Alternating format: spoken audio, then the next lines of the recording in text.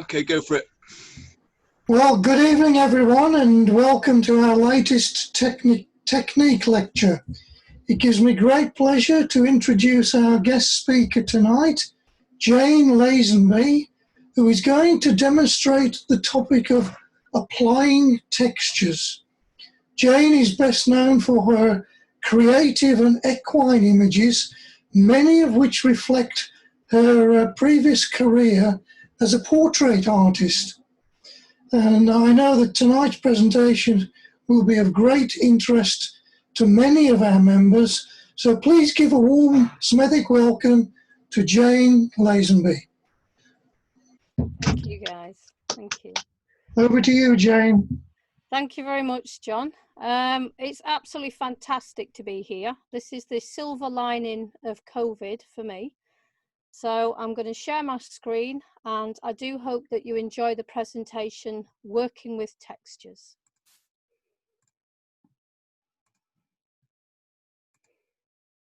So I'm just going to start my slideshow going. So here we are. So I'm hoping, sort of my goal at the end of this evening is that you end up tomorrow looking at the floor for most of it, and hopefully photographing the floor as well. So it's very varied tonight. It's not just horses, and I do hope there's something for everyone. So these textures, let's start in the beginning. What are they? Why do we use them? And when do we use them? So a texture is just a photograph. It's all it is. We often think it's sort of something more than a photo, but it's pretty much a photograph of a textured surface. And we use it as a layer above a normal image or a normal photograph.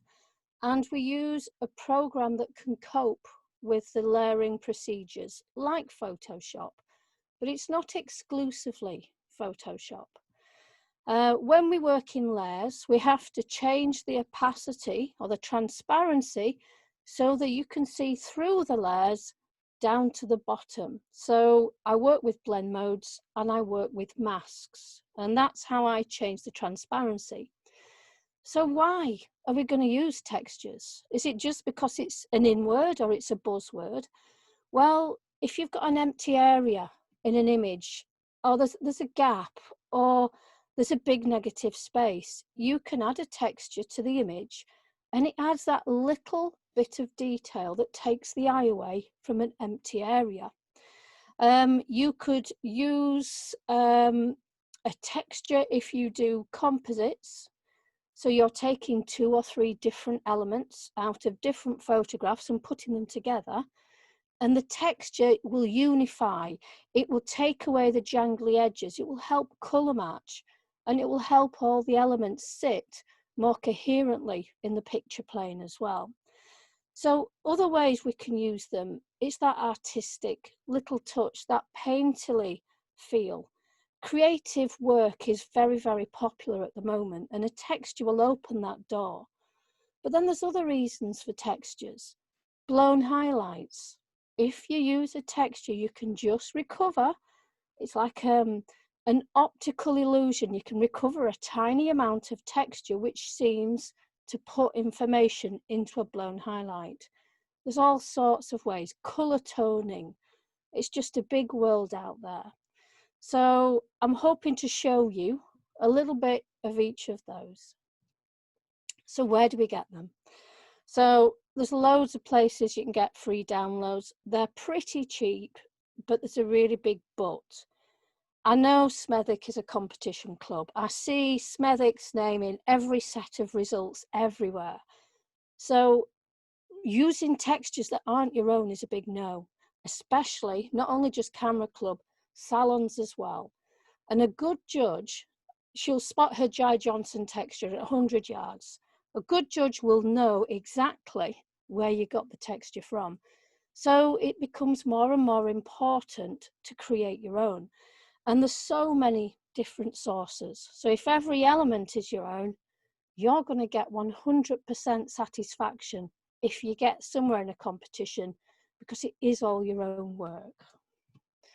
So I'm going to show you where to buy. Now, don't get me wrong, I'm a Yorkshire lass, which means I'm as tight as anything and I don't spend money. But I do go and look at what sells. I do go and look at what's popular. And if I'm being very honest, in the beginning, when I didn't understand textures, I went and bought some. And then I was absolutely aghast. I'd bought photographs of pieces of paper. That just didn't sit with my don't spend money on useless things. So for me, it became straight away a mission to create my own. But one of the first sets I bought, down on the left, is from the dailytexture.com. You can get lost in this website. It's lovely painterly textures, one after another, really inspiring. And it's just interesting to see what colours that this lady creates. So it gave me, in the beginning, a wonderful fine art feel.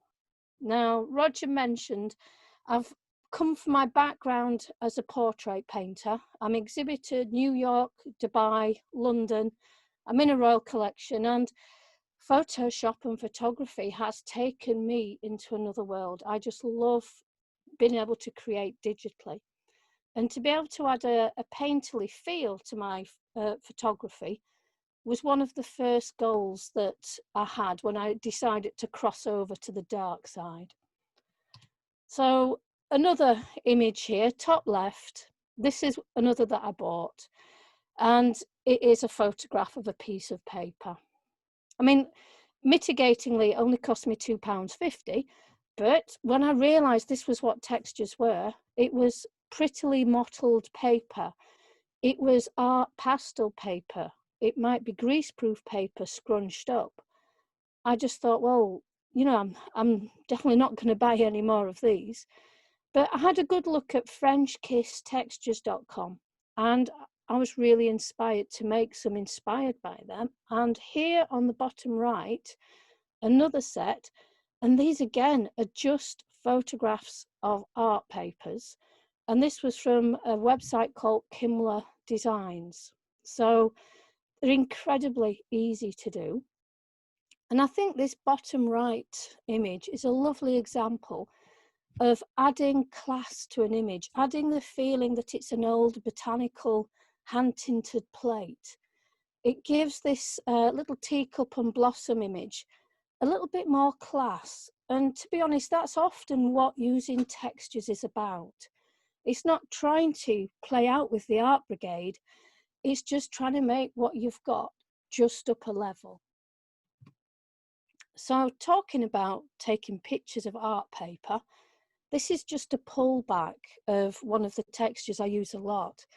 This texture gives the most wonderful golden hour feel to a landscape, but it fell off the wall. It's the back of a family photograph, and it's got natural antique foxing around the edge.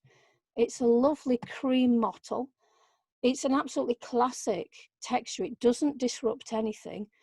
But here it is on my back patio, 50mm lens, put my autofocus on, quick snap, that's my texture. So don't overthink this gathering of textures. It's so easy, and there are so many places to find them. So where to start when you create your own? The first thing is that you need to remember you can change the colour of the texture. So if you find something wonderful that's bright red, don't worry, you just take down the saturation and it's grey. So everything is usable. You can lighten and darken everything as well.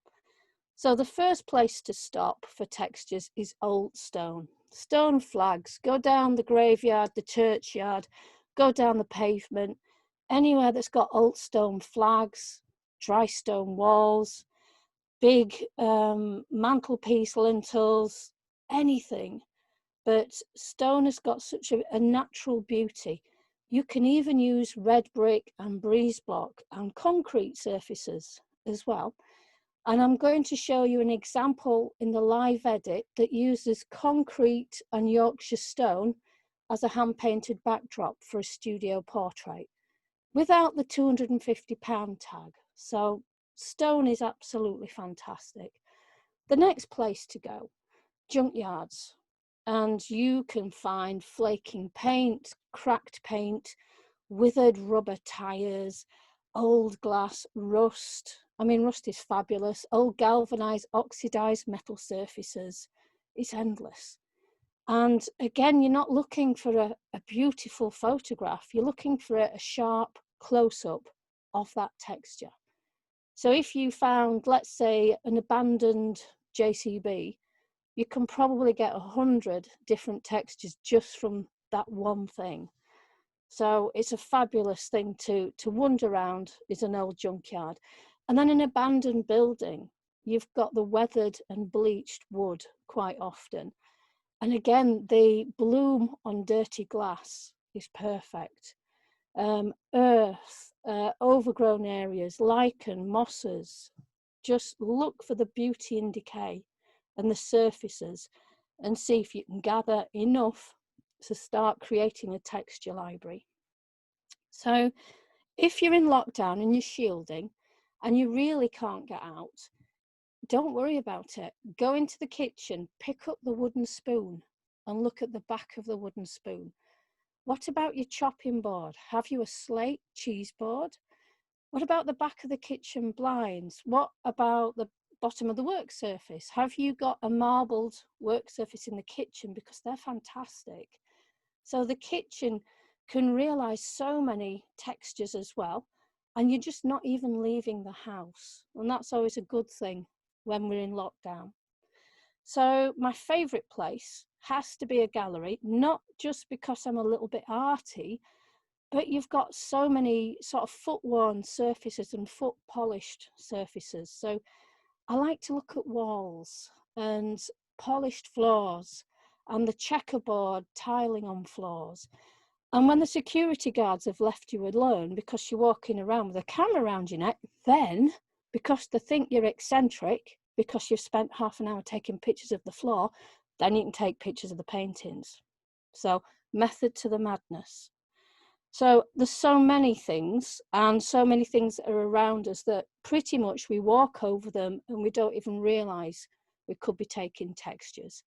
So I'm going to show you some of my favorite textures that I use every day, and I'm going to tell you where the sources are. So top left, this was every remnant of old wall emulsion paint that I dripped out of my bedroom window onto a piece of wood, and I left it in the rain. Now it has got a bit of a poetic story to its creation, but it's the most fantastic texture. It makes anything look like it's painted, and partly due to these lovely little sort of dried up paint bubbles. And it's the shadow and the highlight that when they go over an image, they still look like there's in relief. They still look like you can touch them. So the next one is the outside of my dad's shed that's been painted with cream masonry paint. It's a beautiful texture, very quiet, but gives a softness. Then my garage floor, then a piece of hardboard stained around the edge with black coffee. And it gave a good one. The bottom left is chipboard stained in black coffee. So a lot of these are so easy to make and so cheap to make as well. Next one in, I've created this one in Photoshop using the textures that Photoshop offered and using a brush. So I do have a lot of brush packs. And in fact, I've got quite a funky collection of custom brushes that I use when I'm using my textures. So you'll be seeing those later as well. The next one is my living room wall, sort of a nice low cottage feel. And to finish, the back of my kitchen blinds. Now this is just a natural linen surface. I did have to get the blinds off the wall and put them in the garden to get the photo. But again, it adds the texture feel and everything looks like it's printed on canvas. So a quick slide of the lockdown textures. I challenged myself to only go 3 strides out of my house and 3 strides into my kitchen. Now what you can gather, I do not own a jet wash because the top 4 are my outdoor shots. And to be honest, if you like textures, you need to give the jet wash away. Don't use it because you lose everything. You lose that patina on the older surfaces that is so wonderful to use in your photography. Now my bottom 4 surfaces, back into my kitchen with my stone cheese board, galvanized bread bin, kitchen tile and kitchen floor. And all of these are tried and tested, and they may look unlikely, and they're a long way from the pretty ones that you buy on the internet, but they all do the job. So I've got you a few examples about putting it into practice. I've chosen quite a few random images, and I've always found the best images that I take pretty much stay without any editing. I might tweak them a little bit, but I like them to sing, and I like them to be good in their own right. It's usually an image that I think is failing somewhere or it needs a fix that I then go and texture. And this little ballerina, or the gymnast ballerina at the top, well, it's a bit of an odd photograph. It's sharp, but the foot is on the dirty infinity wall. She's clawing at the air, and it's a little odd. So after the sandstone wall texture, I've grounded her foot on that sort of masonry line, but she's a little sci-fi now. It's like she's in a wind tunnel or she's falling down a hole on Doctor Who. So I've actually added a narrative. I've added more information that then spikes our imagination to think of the story that goes with it. This is a nice example for those of you that love your German etching paper, because the image on the left, that grey dapple image, it's just the surface of a wall, and it's an industrially painted wall. So the size of the roller has left little dimples, pretty much like watercolour paper, and I've layered it over this centre image. And if you look carefully, the midtones have gone velvet, and it's the midtones that are showing that texture. Now, I know that we don't spend any money in Yorkshire, but when you print your panel with a texture on, you print it on standard paper and it still looks like it's got the fine art feel. We're that tight in Yorkshire, I tell you. So some different examples. The texture I've used on the left, this is a photograph of the floor of the Tate Gallery, polished concrete, and the light is a reflection of the electric lights overhead. And the image on the right, it's just a monochrome art nude. And it was a nice image. You know, it processed well, but it just didn't really have a story. It was so quiet. And when I've put the texture on, it's not only given it a colour cast, but it's brought the light in as well. And I really like that feeling of giving the model a context. So she's dipping her head away from the light. Again, I'm adding a little bit more narrative. And this need to add a story, this comes from my art background. I was always told, if someone isn't going to inquire in their mind when they look at what you've created, it's not worth looking at. So I think naturally now, after so many years of trying to build a story, the story comes to me almost, and I sort of create that feeling that it all relates. Another art nude and another galvanized metal, lovely dappled peach and light blue texture from the junkyard. And this has given such a quietness to the image. It's made it quite pretty. It was again a monochrome, so it's brought the colour very subtly, but the softness that's come from this texture is what I really enjoyed. Back to that first art nude. Now this comes roaring and crashing in, this texture. This texture is telling the story that she's sheltering. It's either a bomb blast or an earthquake. She's in danger. She's got her head down and it's disintegrating around her. And it's just a texture of a corner of a painting, but it's added a different level of emotion and a different level of power to the same image that we had earlier with the light in the corner. So a texture becomes an instrument to change the story, and very consciously, depending how you make the transparency or how you mask it, you become like a conductor of the people who are playing the parts in the story. So from all of that crunch and darkness, This is the most quiet, velvety breath of air. This is the texture from the back of my kitchen blinds. The softest little bit of the canvas.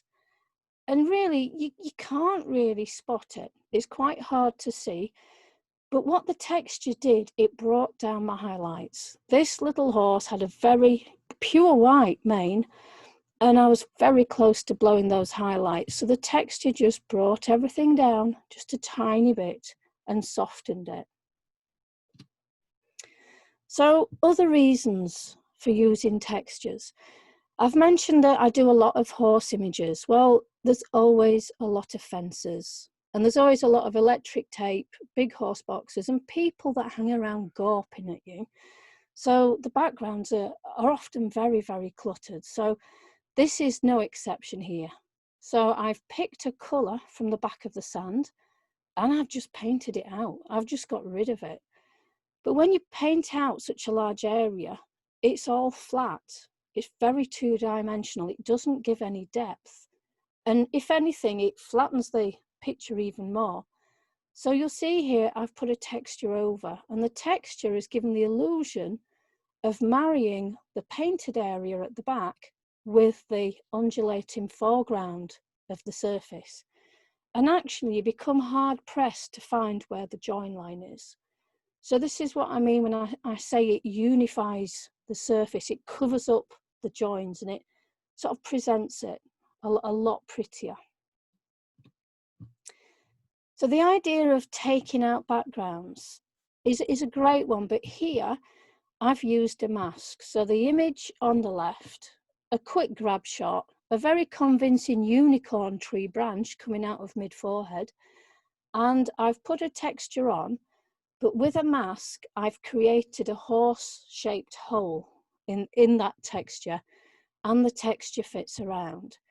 Now, I always use a mask. I have people saying to me, well, you can use an eraser, you can just rub it out.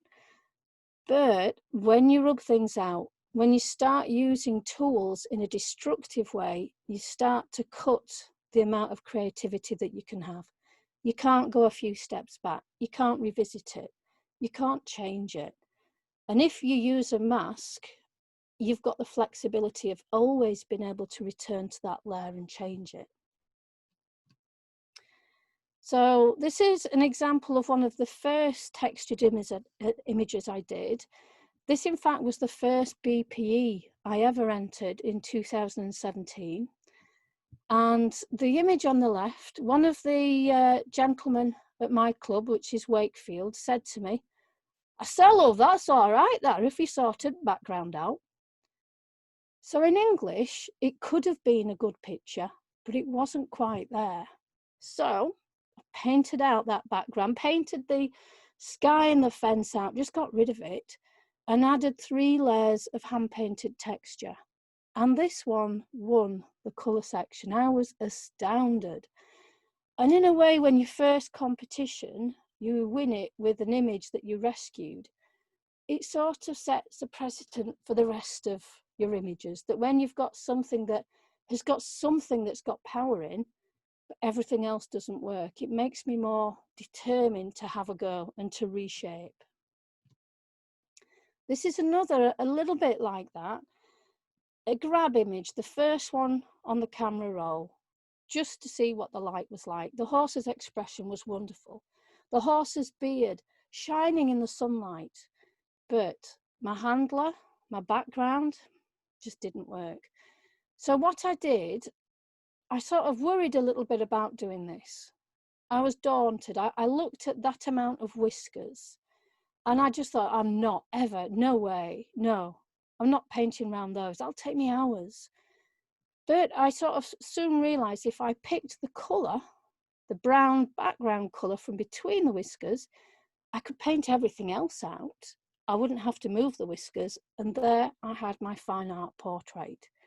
Now this one has sold a lot in galleries, and I'm quite proud because this is hung side by side with real handmade traditional paintings. And if I can hold my own with my digital work, that makes me very happy. So again, the same feeling, paint out the disjointed elements or the distraction, add a texture at the end.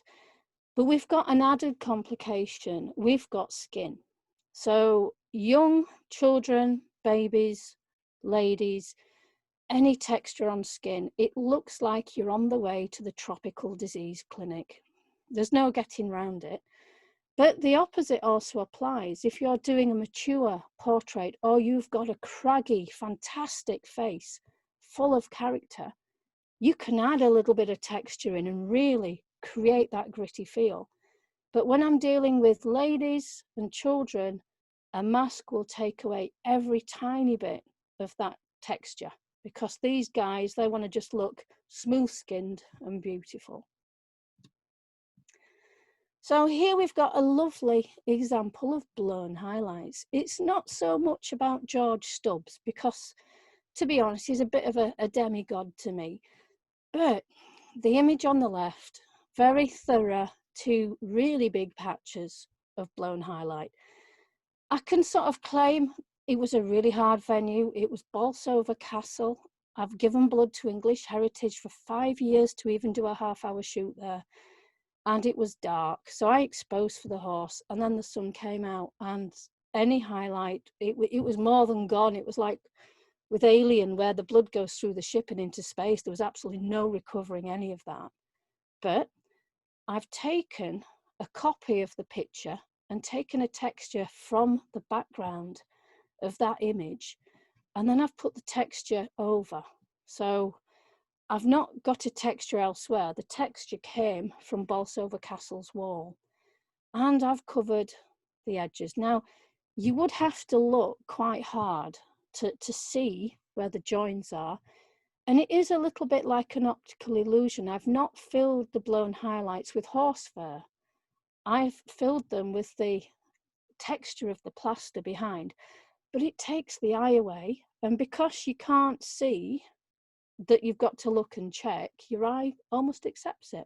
So good on textures, because it's helped me recover this image. All the textures I've shown you so far have been more about surfaces. Now this texture on the right is the most amazing 1950s flower pattern. And I think it's come from an old Laura Ashley roll.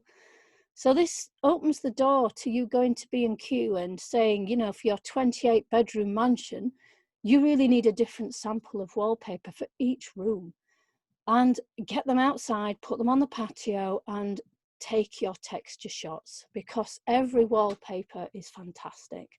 You can get so many different effects, even anaglypta and the weirdness of the big patterns. There's always a use. You'll find an image that they're perfect for. And this one, the wall was in such a poor condition that when I put the wallpaper texture over, it really began to look like the walls had been papered.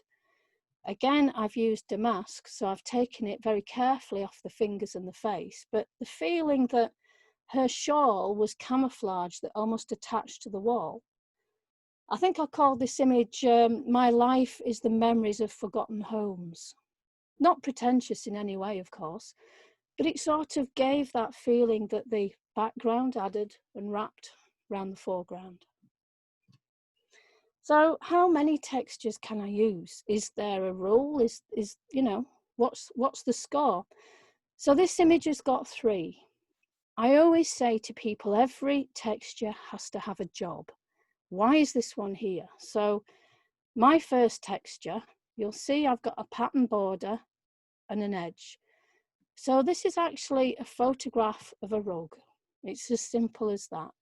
The second texture is the mottling and the faint shading, which was an antiqued paper, which I dipped tea bags on. And the third one was these 2, sort of a soft dull burgundy and a darker soft red. And it was just colour. And I've used that to add a subtle colour tone. So I am using blend modes. I am changing the opacity of each layer, and I am masking out areas. Otherwise, our lovely dancer would have an aged, mottled carpet face. So obviously that's not desirable. But the layers, it doesn't really matter how many. just keep an eye on the effect. So this image here has been one of my most successful. And I suppose one thing I can say, she started out in a very lowly way. Again, it was one of the first images that I took. I don't use a light meter. I refuse. I'm terrible. I look, I take a shot, I chimp away, I look, and I think about what image I want to create. So sometimes the first 2 or 3 images from a session, it's me getting my feet. It's me working out, do I want dark and moody? Do I want lighter? Do I want more airy? So this was one of the images that was too dark, but I kept coming back to it in post-processing. I kept looking and thinking, she's such a relaxed nonchalance. I styled the image as well. I made the headdress and I just wanted to save something from it. So I picked the colour of the back wall.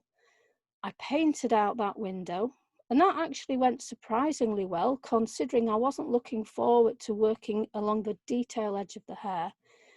And then I still had the ugly wall, and it just didn't work. So 3 textures later, that wall, if you look carefully, you can still see it, but I've beaten it into submission. And I think it's 11 or 12 medals that this image has won. So it's one of my first images that was successful. So of course you do love them a little bit more when they've worked hard, don't you? So using textures for specific artifacts. I have a lot of commissions from families who want things that look like old masters. They want more sort of timeless, very traditional painterly images. So I often use a texture to give me either the shadowing from a Rembrandt or to give me the colour tone that's evocative of that era. So this was a little bit of a story. I had a stroppy 4-year-old who found a green wig and refused to give it back. And then she chose an adult-sized dressing gown and a tea cosy, and then had a meltdown. So it was a case of placate the child and still try and get the shot. So I can remember thinking, it doesn't work. You know, what on earth am I going to do? And I just thought, colour tone it. Put a colour tone over. So the texture I've used is a photograph of a blue linen tie-dye backdrop. And that is really wrong, or it feels wrong that I've taken a photograph of a backdrop to use as a backdrop in post-processing, but it works. And to be honest as well, I'm better at post-processing than I am at ironing a backdrop. So it's a no-brainer, isn't it? Now this is the same family, the same texture, but I've desaturated the texture and I've used a different blend mode. Now what I've got here, these wonderful chiaroscuro, this sort of Italian shading, the lost edges, the most beautiful part of the Rembrandt style. Well, it's a big no-no for Camera Club, isn't it? But when it's a commission, I'm not really doing a competition rule, so it was all about creating the wraparound shadows. It was all about losing those edges and getting the classic Rembrandt light. And the same texture got me there. The same texture again. So it was really worth buying that backdrop, wasn't it? It's worth its weight in gold in textures. But here I've added more saturation and I've turned the hue slightly into the greens, and it makes it a little bit more versatile. I've worked on the young lady's face as well to make it more of a classic portrait, but I just love the use of textures. It brings in a quietness, and again it gives me the painterly feel when the painterly feel's required. So talking about painterly feel, I was one of the 100 female artists invited to celebrate the 100 years of women having the vote. And I was asked to create a piece of work about the suffragettes. Well, to be honest, I was asked to create a painting about the suffragettes, but I think I must have had a furtive day, because I was determined to get my textured photographs in under the radar. So my texture from the junkyard, the peeling paint, was because you had to pull back to find the original story. The rust was because so many people had forgotten that strife and struggle for the vote and how serious it was and how many people lost their lives fighting for it. And then the antique paper to subdue my colours and to give an aged feel. So in a way, it was a challenge to me to make the textures tell the story. And the images were just posed at the Royal Armouries in Leeds, just full colour, just normal snaps. And I took it on board to create a really artistic finish. They accepted it. I did hold my breath thinking that they wouldn't, but they accepted it and I got it hung. So I was really pleased with that. So sometimes textures become more important than the actual image. This is from a series of unfinished oil paintings, and I wanted the texture to be almost that soft base that a portrait painter puts down before he starts to render the features. I also wanted my models to look like they knew they'd been left halfway through being painted, and to look at you, the artist, to tell you to carry on to finish them. So it was quite an interesting project, and the textures became really important. This is a texture, this sounds awful, a texture to get me out of ironing backdrops. I do use them for the weirdest of circumstances, but the image on the left, it was very hurriedly put together, and I ended up using an old bed sheet that hadn't been ironed to just come straight off the line, straight hung up. And I remember thinking, oh, it'll be okay, I'll sort it. So a texture, dark blue texture went over. I took it away from my model and it enriched the colour and covered up some of those creases. So really this lecture's about showing you how bad a housewife I am with no jet wash or iron. I best keep going. So following the subject of being a bad housewife, this is the gin and tonic image. And I say gin and tonic image. Well, it was 5 gin and tonics and it was 7 textures, and it would have been a better image on 3 gin and tonics and maybe a couple of textures less. But this becomes a really important image to examine. It's too busy. It's overcooked. It's overdone. The textures in the sky, well, they're too sharp and they're fighting for attention. They just come down way too far. The horse itself should be lighter. Well, it's got a dark shoulder. It looks filthy. And these lovely black flying crows, like Wuthering Heights, at the limit of 5 gin and tonics in the morning, looked like, well, looked like there'd been a bit of a stomach issue, and it didn't work. But it's an important lesson that you can go back, you can take out some textures. If every texture is on its own layer, you can switch them on, switch them off, you can take the opacity down, and you can change the masks. So when something is overcooked, you still have a route to rescue them as well. Now this image, 7 textures, another galloping horse. But it works because of the softness. The textures are building soft-edged atmosphere. There's nothing there to distract us and lead our eye away. So it just builds the colour levels, covering up the fence, the gap in the hedge, the onlookers. It just sort of makes that seamless background. So how do I choose a texture that's going to work with an image? What's the formula? You know, I mean, how do we know? Well, you've got to have a go. With anything that's art, there isn't a list of things that you do and then you get 10 out of 10. It's always personal preference. It's always about creativity and experimenting and finding out what you like. So I've got a little list here. You've got to change the blend modes. I'm going to show you where they are. And in fact, I'm going to talk about the blend modes next. You've got to take the opacity up and down, make them more transparent and see how it looks. You need to change the colours. You need to make them lighter and darker, turn them upside down. You've got to keep going if it doesn't work. You have to say, oh, well, I'll try another, and just keep going. And I've got you a little quote here. The fear of being wrong is the prime inhibitor of the creative process. Half of us are probably terrified of being creative because it's unknown territory and we don't know where we're going. But that almost means that that's even more important that you do and that you give it a try. Right, these little rascals, the blend modes.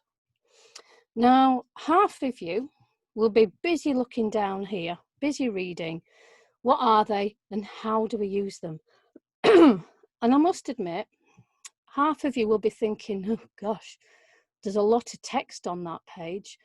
Oh, I can't be bothered to read it. But that's fine. If you've got a mathematical brain, if you learn in a more mathematical way, you really want to know about 27 different mathematical formulas for each one of the blend modes. If you're a visual learner, you just really want to click them and see what happens. And in that way, you will learn which ones you like, which ones you don't, and how they work. So I'll just give our mathematical guys a few more minutes just to look down here. And for the rest of us artistic guys, the next page is going to be quite fun. You'll be able to visualize, you'll be able to think, and it will fit together. So don't worry at this point. So I'm going to tell you all now what it means in English. So blend mode groups. Photoshop has been an absolute darling, been really helpful, and it's grouped all of the blend modes. So each one of these is a one click that changes your transparency. And some of them, the ones down the bottom, inversion, cancellation, and component, well, I call those the LSD blend modes. They're a little weird. Well, in fact, they're completely psychedelic. You don't know what on earth's going to happen.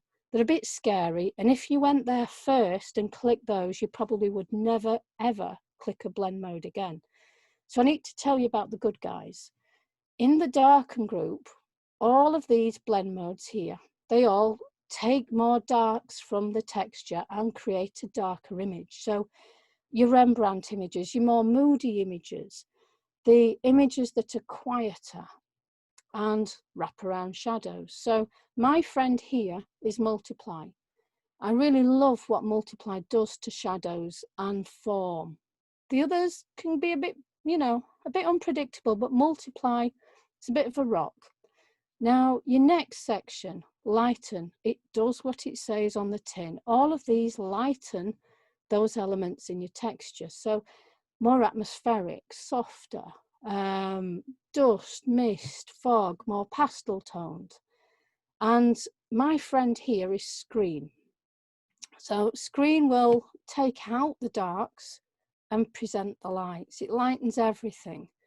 And it's a good one to try. And my final section, the contrast, well, I use soft light, and soft light will help me bring colour from the texture into my image. So if I'm thinking golden hour, or I'm wanting to tint, or I'm wanting just to change the whole feeling of an image, that soft light will often be the one that helps. So I always play with those three, my Multiply, my Screen, and my soft light. And if I don't get anywhere with them, probably I'd change my texture. I'm not going to go down the bottom too quickly. And if you do go down the bottom to the very strange ones, you have to tell someone where you're going because they need to come and get you after half an hour, believe me. So, techniques of application. I'm going to show you 3 ways in the live edit. So your first way is like the 3-second edit. I get my image, I drag over a texture, I click a blend mode, I'm done. It's the easiest way to work. You get quite a soft feeling depending on what texture you use, but it just eases you into the whole process of using a texture. The next level is using a mask on 1 or 2 or more textures. And we can be clever, we can group textures and just make one mask, or you can steal a mask and use it on other layers. So I'll show you that as well. It's not a big step up from the first, but it requires a little bit more understanding about layers and masks. And your final way is to paint out everything you don't like and then make it pretty with a texture. And that is a little faffier. You do have to get into the nooks and crannies. And I don't use quick fill and one click, fill this, select that. I'm a painter, so I paint. So for me, it's probably a little bit more faffy than for everyone else. So we're coming up to the comfort break.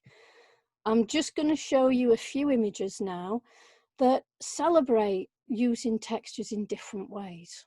So this one, I've covered that really soft foreground with the feeling of a texture dropping down into the earth. So again, I'm sort of very creative and trying to introduce a painterly element, but also trying to cover things that could be seen as mistakes. This image, I love its quietness, but when it came out of camera, it was very bright. And it just was too bright for the mood. And I put a dark brown texture on soft light. Everything came down. The quietness was just instant. And I just adored what it did to the image. £250 of no, sorry, it isn't. It's Yorkshire stone. So this is stone texture and concrete from my garage floor. None of this hand-painted background stuff, but it almost fooled you, didn't it? So a lovely little foal, bright green grass, hideously lime green grass. So this time I've used a texture with no transparency, but I've used a mask to take it away from the foal. So the texture has blocked all of the green and it's created more of a colour-toned image. Now, isn't she gorgeous? But the actual image that I started with, it had a privet hedge and it had garden lattice behind her. Now, in my days as a photographer for art, I would take photos and I would only look at the animal. And I didn't worry about the background because I was like a human photoshopper. I just would change the colour and I'd paint it differently. But when I became more a pure photographer, I revisited some of the images I took when I'd got no concerns, and I've recreated the background. So this is a texture of my dad's shed, and I colour picked the grey from the dog's neck. Very quick edit, about 7 minutes, but it does make a beautiful portrait. Now this one, you couldn't see the horse for looking at all the stuff in the background. There was holes in the shed, there was bits of wood propping things up, and you just couldn't see the subject. So I've used a dark background texture just so it cuts out all of that background noise and you can just look at what a glorious horse it is. I did borrow a few images from some of my fellow photographers. They're happy to allow me to show different ways of using textures. And I just adore this. It's just like that beautiful oil painting background. And again, you just look into the eyes of the dog. I do love working with animals. I think they've got a beautiful soul. Another friend, Kerry Goodrum, and all of the autumn feel was created with the textures in the back. So there's 3 different textures that have added to that lovely woodland colouring. Another one by Kerry, and she's made a texture here from what I call the frou-frou of the dresses, from the gathered tulle. And that texture reappears and makes the outside border completely seamless. Very clever use of texture. Fine art done with textures. And I think some of us might put money on that this is actually a pastel, but of course it's not. This is back to one of mine, 3 different textures, all masked, all used with a lot of control. So each element has got a different texture. Another horse, I just can't help it, but I was looking to recreate an old Masterfield. So I've used a sky behind the horse with some paint layers, and then I've used, in fact you would never guess, I've used a fog overlay around the edge. So it's a fog brush. I've gone in black and then I've used it as a vignette. So soft, cloudy brush strokes was what I wanted to create.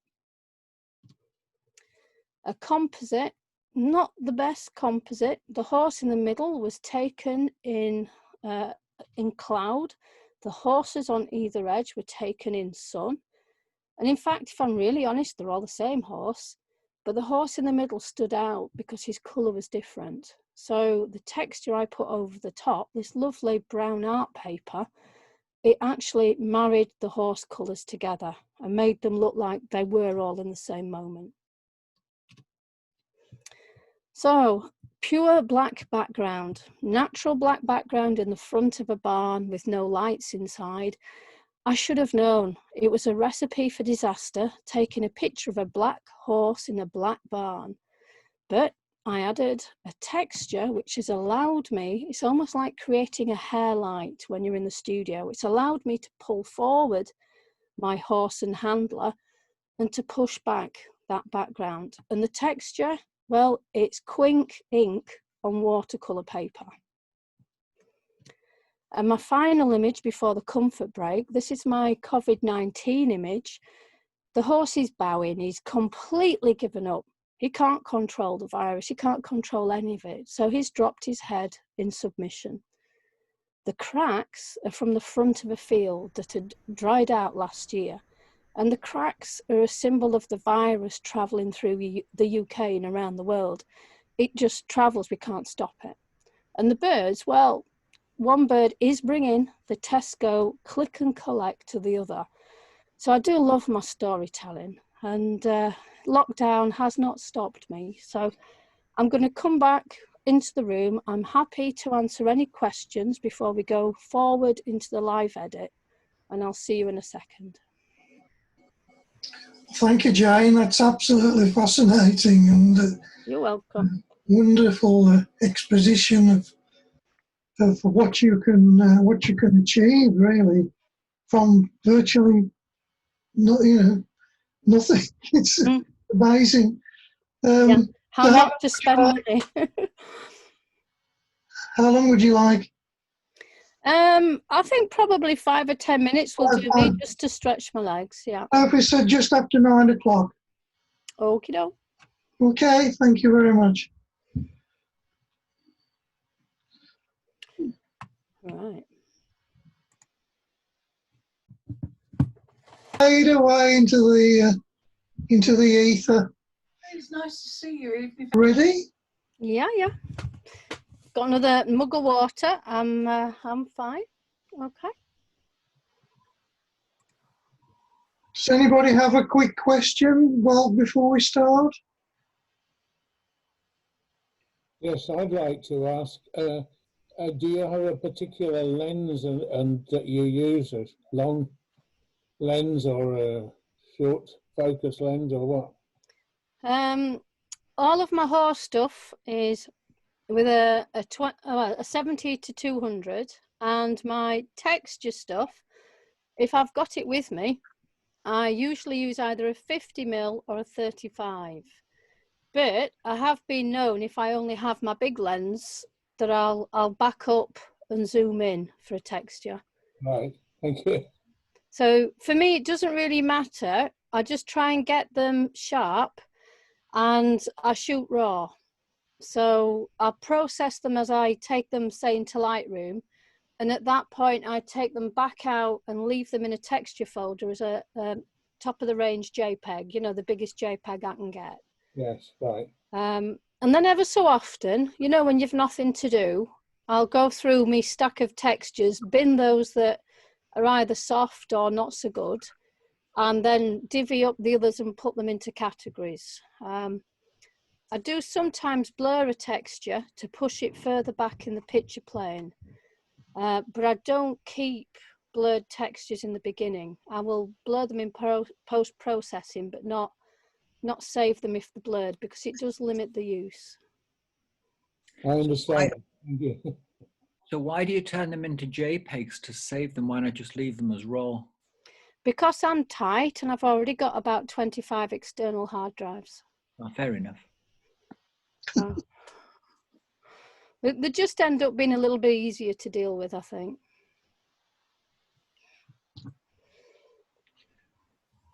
Right, very good. Thank you for that. And we'll carry on, shall we? Yeah, we may as well push on. We shall. So I'm going to take you through to my Photoshop screen. And first of all, I've got a number of different genres of image. I've got portraits, animals, landscape. I've got a still life. So you're not limited with the texture what you can use it on. You do have to be careful with nature, because with nature rules, you know, bobbing a texture on doesn't really work with this no cloning rule. So you just have to be a little bit careful with this. But I'll start you with a nice image. You'll see this is a raw image straight out of camera. It's this CR2 image here. And I always think when I get an image, what does it need? Where can I improve it? What bits do I like?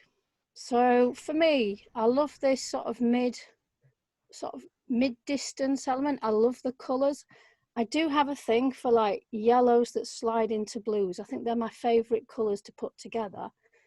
So if I enhance this, I'm going to maybe build on that golden hour feel. I don't want to disturb the sky with too much texture. I've already got a lot of texture in the bottom. I don't need to add anything.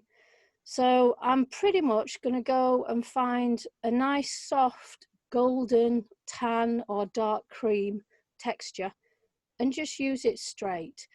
So at this point, just let me tell you a few technical things. I have a working stash of my textures in Dropbox, so I can grab on whatever device I'm on. And I'm also on a mouse here. I do think it's nice to do my demonstrations on a mouse rather than use my big drawing pad with the pressure sensitive pen, because if you're going to use snazzy stuff, people start to think it's a little bit out of reach. So I'm just on a mouse. So I'm going to go up to File, open my file, click on my Dropbox and go through and open my texture collection. So straight away, you'll see there's a lot of different colors. There's a whole sort of set of different textures, and a lot of them hardboard, through window, concrete, antique paper. They're all just gathered from around the house. So my old art paper, I'm going to take this through, because this was the pullback image that we had halfway through the presentation. This was the family photo that came out of the frame, and this is the back. So I'm simply going to use this as a texture over the landscape. So I don't know what Photoshop level you all are. I fully suspect we have some Photoshop experts in the audience, but with this being the first one I'm going to show, I'm going to go very slow and I'm going to explain everything I click while I click it, just so if you've not done Photoshop, we don't leave you out in the cold. So I like to drag my image over. Some people will cut, paste and things like that, but I go over to the left to that top icon, that top tool, and this is the move tool. So this helps me grab and move elements. So I click that, I do a left click on my mouse in the middle of my texture, and I just drag it up. I wait for my image to change, I drag it down and I drop. And in that way, I get the texture sitting on top of my image. So I've made a layer. If you look over on the right-hand side where it says layers, you'll see that this layer one, which is my paper, just sits right on top of the landscape. Now we've got an issue, the edges don't quite match. So this is just different file size. I'm going to do Control or Command T. Now this is the transform tool, and you'll see it's given me little pull points. So it's Command T if you're on a Mac, it's Control T if you're on a PC. And I simply just resize and I do a double click. Now, the reason we can't see through this is because it's a photograph of a piece of paper. We've not changed the transparency. We've not made it so we can see through. So I'm going to use the blend modes, and the weirdest place for these funky 27 mathematical equations is down here where it says normal. Now, if I explain why it says normal, that we're looking at a normal photograph of a piece of paper. So if I click, I get all of these amazing little blend modes, these little beasts here. So I've got my friend multiply. I click that and instantly we get the picture back. It's a tad dark.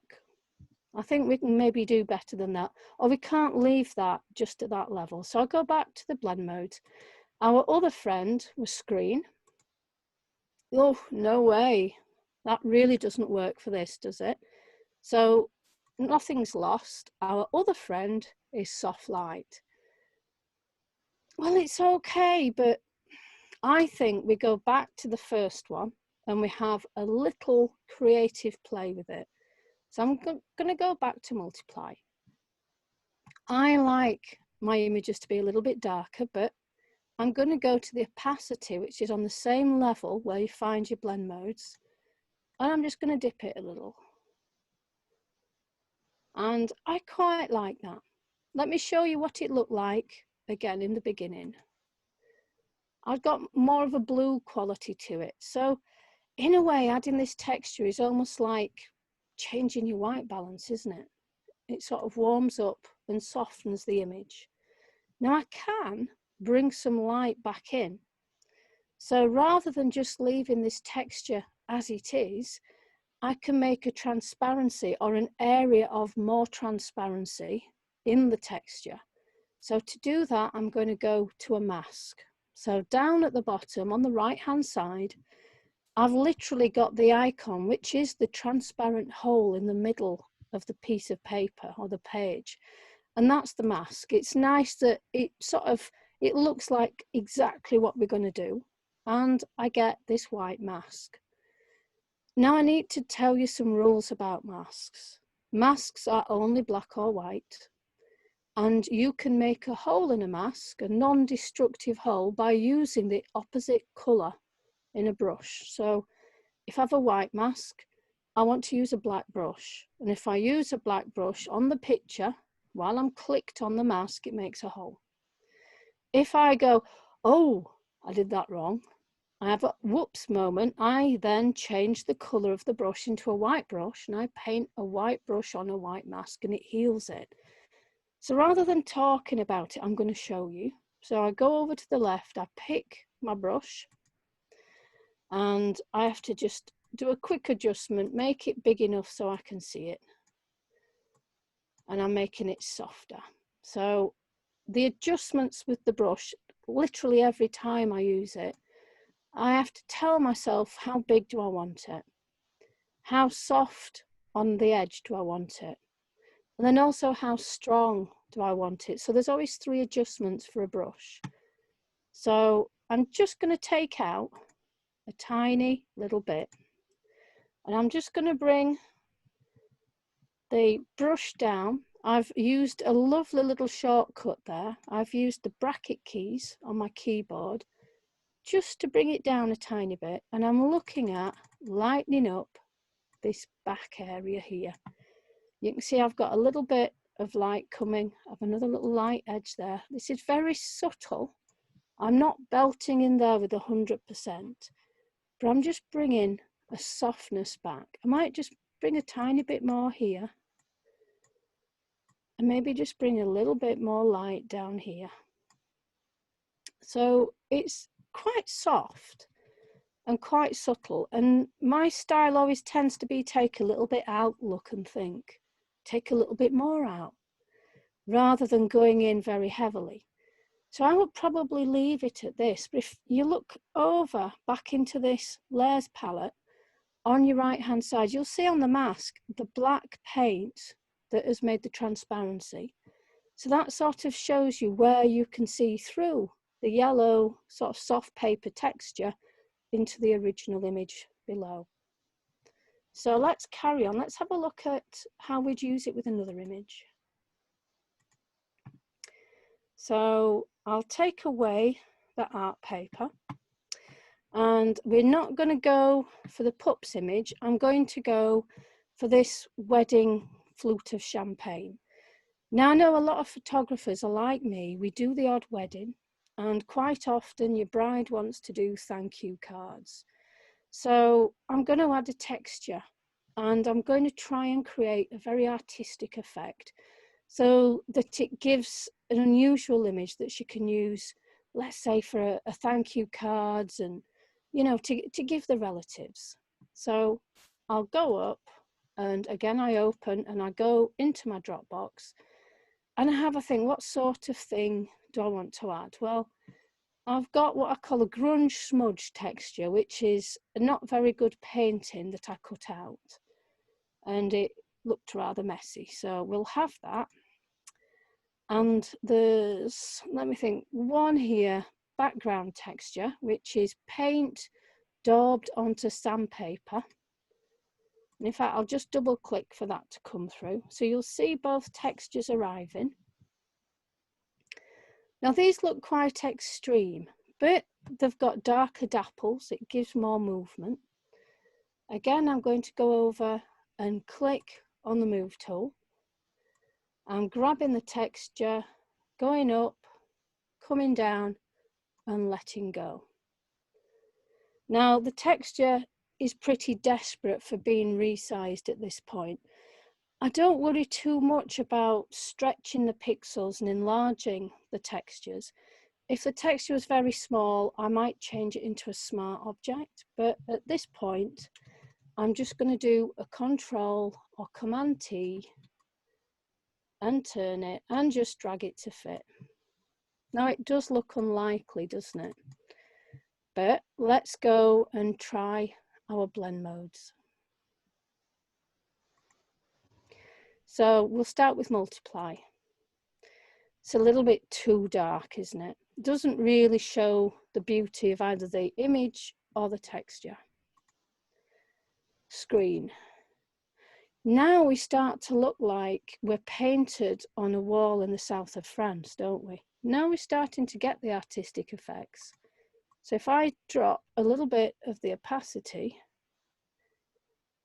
and I'm just taking down the transparency of that texture layer, we start to see more of the beauty of the glass. Now I'm going to stop at that point, and I'm going to take a second texture. So I'm going to click the second texture and just drag it up, drag it down, and drop. Now this one does fit a little better. Another double click, and I'll go through the same 3 blend modes, looking at multiply, screen, and soft light. Now poor Photoshop is now lagging just a little bit with zoom, so please bear with me. Come on, Photoshop. I think it's with having so many images open as well. So here we go. I'm going to start the opposite way. So I'm going to start with soft light. So can you see I've got some of this lovely dappling through from that second texture that's marrying with the first. And I can click, let's try screen. No, that doesn't work for me. Let's try multiply. That really doesn't work.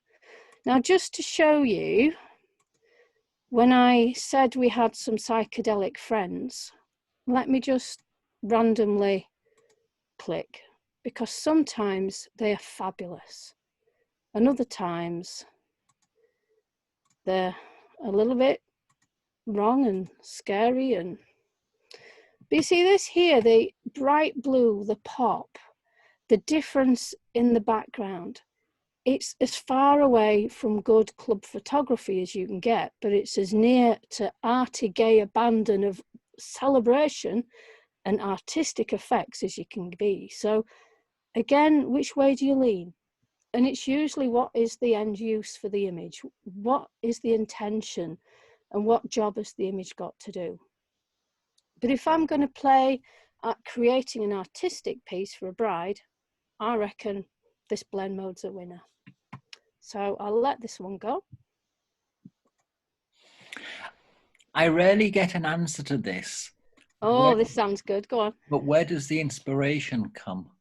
Randomly selecting textures and randomly clicking blend modes doesn't seem like it's the way. So you must be looking for something. I was looking to create more dual colours, but whenever I go down at the bottom and go random, it's almost like you sign something and then you just think, yeah, but is it? So it's a curiosity rather than a direct inspiration or a knowledge that I'm not telling you about. I'm extremely curious when I'm editing, and I'm quite happy to take wrong turns because it's just 5 seconds of my life. And I go, is it? Maybe not. Is that? Oh, wow, look at that. Well, if you didn't click to see, you wouldn't know. So my answer is it's curiosity in my case, I think. But you have an idea what the final... To be honest, I idea didn't is. then. I thought it would go really wappy and be absolutely awful. Okay. But it showed me some beautiful colours, and I was happy to leave it before I went and tried those dispersion and difference ones. But again, I don't think you can know exactly what a blend mode is going to give you, and for the sake of a click, we need to be more curious, don't we? Thank you. You're welcome.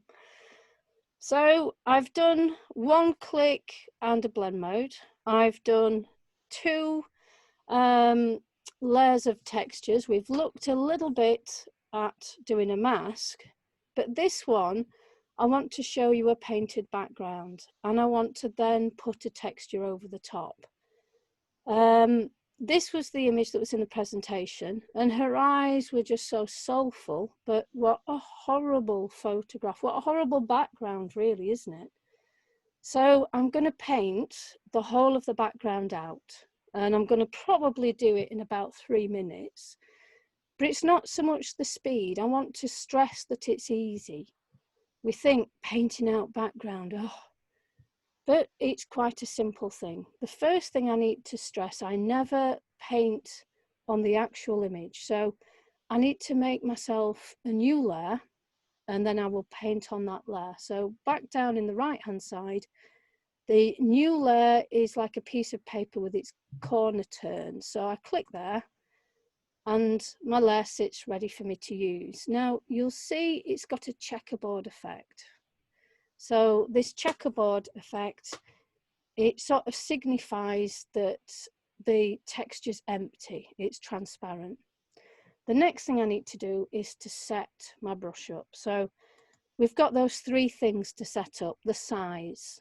If my brush ends up being too big, it's almost like trying to clean my teeth with a yard broom. I can't get in the nooks and crannies. So I really need to come down, in fact I'll use this here, come down to a level that I can get around. The hardness or softness, well, I don't want a soft like an aerosol lovely edge. I want a crisp accurate edge. So I take it to the hard side, which is the right hand side. And then finally, if I'm covering trellis and yew tree, I need to be 100%. And then the last thing, what colour am I going to use?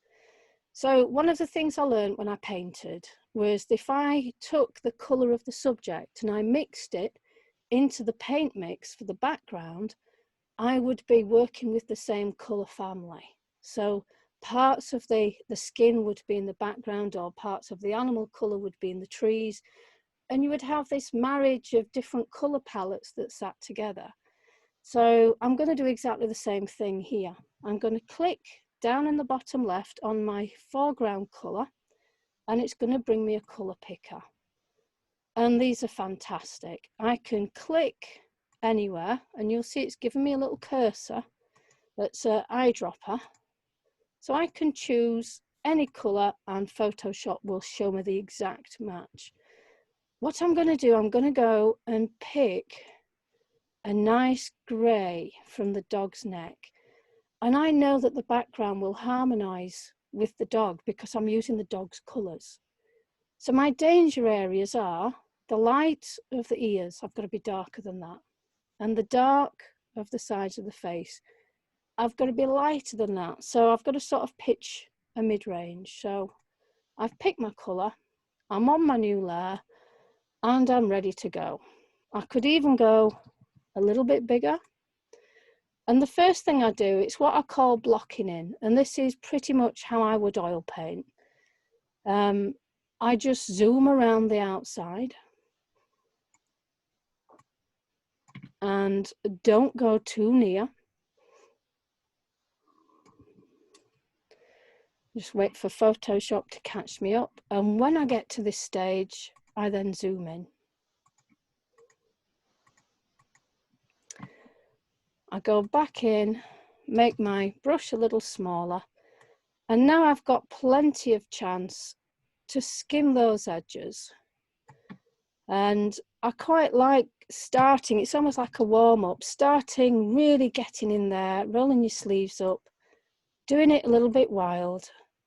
And I can even feel areas like this, I don't have to be perfect because I can put a mask on the paint layer for any little imperfections. In fact, I could even make a deliberate mistake because I can show you how easy it is to fix with a mask. Now, where I've got a slight blur on the dog, if I bring down the softness of my brush, I actually match the areas, if you can see here. Because the worst thing is to cut out something that's slightly blurred with a straight hard edge. And if I cut out a slight blur with a soft edge, you get a higher level of realism. It doesn't show itself as being a blur. So you can see I've got a much softer body on the dog, but I've changed the brush to compensate. And I'm a little bit the same at the other side, but because those eyes are so strong, I'm going to not worry. And again, the destination of the image would be a job as maybe being wall art for the dog's owner. It wouldn't be to go into a salon. So let's come back out. The paint job's done. We've got a few little areas to fix, so I put a mask on the paint layer. And the beauty of having everything I do on its own layer, I can change the colour, I can mask it, I can adjust it, I can make it lighter or darker. So the rules for a white mask is black brush. I check, yeah, black brush, 100%. And I just take that out. It's as easy as pie. So the process of painting, you don't have to be millimetre by millimetre holding your breath, worrying that you're going to go over an edge, because you can just adjust and make perfect. So let's have a look at our little dog. It's a very flat background, very two-dimensional. We're really in need of giving the feeling of depth. So let's go and get a texture. The texture I want is one of the ones that I've taken from my dad's shed. Doesn't really matter which one it is, but when it comes through, you'll see it's just really weathered old paint, weathered old surface. Go into the move tool, drag up, drag down, and drop. Come on, Photoshop. It is there. There we go. It's just deciding. So Control T or Command T, I'm going to just bring it in a little bit, and then I'm just going to twizzle it round. Ooh. Photoshop's having a moment. There we go. We don't even have to be too worried about fitting it perfectly. So I'm going to use a blend mode. And if we think the screen blend mode makes a lot of the light, screen blend mode is going to be too bright for this. I think the multiply blend mode is going to be too dark. Let's just see. Well, it's not too bad, but I've lost all my highlights on the dog. So I'm going to change it to soft light. And there we go. Now that's better. I've still got the move tool. I'm still on the texture. So I'm going to move the texture around just to make sure I've got the bits that I want. Now, I think I would benefit from going darker with the paint layer, or maybe even changing the color. So I'm going to click on the paint layer. And what I'm going to do, I'm going to go to Image, Adjustments, Hue and Saturation. And in that way, I can very non-destructively just look to change the paint and nothing else. So up to the top left, Image, Adjustments, Hue and Saturation. And I've got the most excellent little slider that I can now give all sorts of hints and tints. So I quite like the blues and the greys. Let me go down with the darkness. Let me just take that little dog a little bit darker. Maybe I want to go more in the brown. What about the saturation? Do you want disco pop, op art, or do we want quieter, more neutral? So it does give you the option either way. So I'll just close that. And I'm going to crop because I think we've got a little bit much at the top. And a double click. And then the last thing I'm going to do, I'm still on the paint layer. What I don't like when I'm doing portraits is that the animal is cut off as though it's like a stag's head mounted on the wall in a stately home. I don't like that chop off. I like to fade. So now I'm going to use the brush on the paint layer to give the softest coating around the dog's chest and the shoulder area to soften him into the background. So I make sure I'm on the paint layer, and Photoshop has already given me the paint color, so I need to set the brush up. What I need is a very, very soft brush. I need a very, very transparent brush, and it needs to be big. So the strength of the brush goes down. I click the brush menu, the softness goes down, and the size comes up. That's about okay. And now what I'm going to do, I'm just going to add some little clicks. And again, I like to build slowly.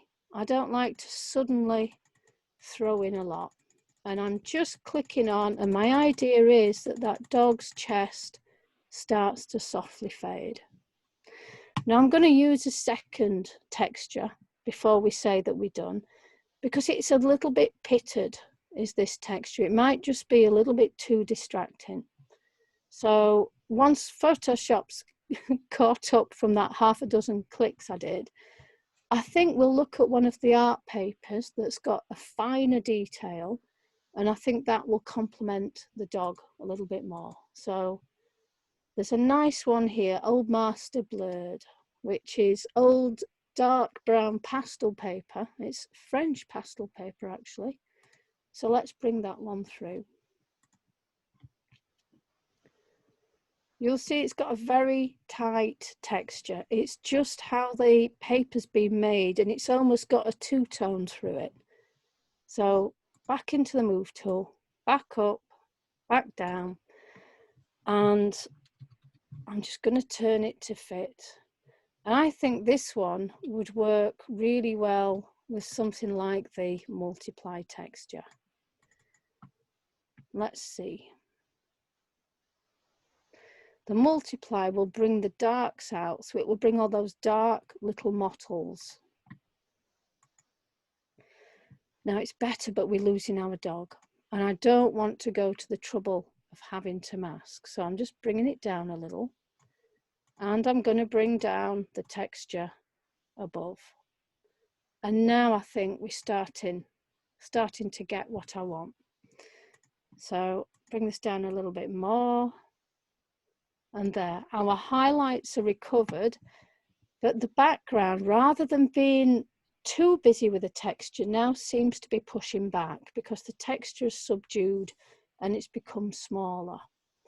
So that's our little dog finished. If anyone has got any questions, you can ask them now. But we've not needed to mask because of how the dark of the dog has worked with the texture tone as well. I have a question, Jane. How did you get those pink lines for aligning things with when you were doing the free transform? Ooh, that one. Yeah. I just put my finger on control and keep my finger on control. Okay, thank you. Right, and get rid of little puppy, and I'll take out the different ones there. Now, you've got a choice. You've got a choice of what you would like me to work on now. We've got 25 minutes, so that's, we can fit in 2, if not 3. So what the problem is with this is that horrible background. It was a grab shot, but with all the best grab shots, you swear for a number of hours about what a terrible background, if only you'd seen, if you could have put a pop-up backdrop behind them. But you know it's never going to happen with a grab shot. But this is one where we paint out the background and I colour match to the cushion, and I fade the painted background to the cushion, and they become a very nice fine art portrait. Your next option is this lovely old guy, pretty messy background, but to be honest, we would only treat him the same as the dog that I've just done, but we'd use different colours. A lovely one for the horse lovers, but it's the most god-awful background, isn't it? I often think I should make a Stubbs painting with the lion coming out of shadows with this, but the background really needs something. So I would pick a colour and paint a fade through so the horse looks seamless. And here you see we've got nastiness. And I say nastiness because the bane of anybody's life that does background replacement is hairy edges, twiggy edges, flyaway hair, whatever. But I have some custom hairbrushes that I use when I'm masking, and they do take the swear words away. They're very good. We've got our young lady for our hand-painted backdrop with a twist. So I don't know which ones out of those that you would like to see. So I don't know if anyone would like to choose one. My preference would be any that has hair. Oh, you're cruel. Well, It's fair enough though, isn't it? Yeah. Yep. Anyone else? 2 puppies. The 2 puppies and the hair. Okay. So in that case, shall I can do the hair of this young lady, or I can do the white horse hair? White horse, white horse. I knew. Okay, so before I do those, because I'm from Yorkshire and because I like Yorkshire stone, I'm going to do you a hand-painted backdrop on this young lady. Then we're going for the stone and the puppies. No, not the stone. We're going for the white horse and the puppies. So I think you'll enjoy this because I bet there's quite a few of you that are studio photographers. So I've got 3 or 4 paving stones and concrete atrocities down here.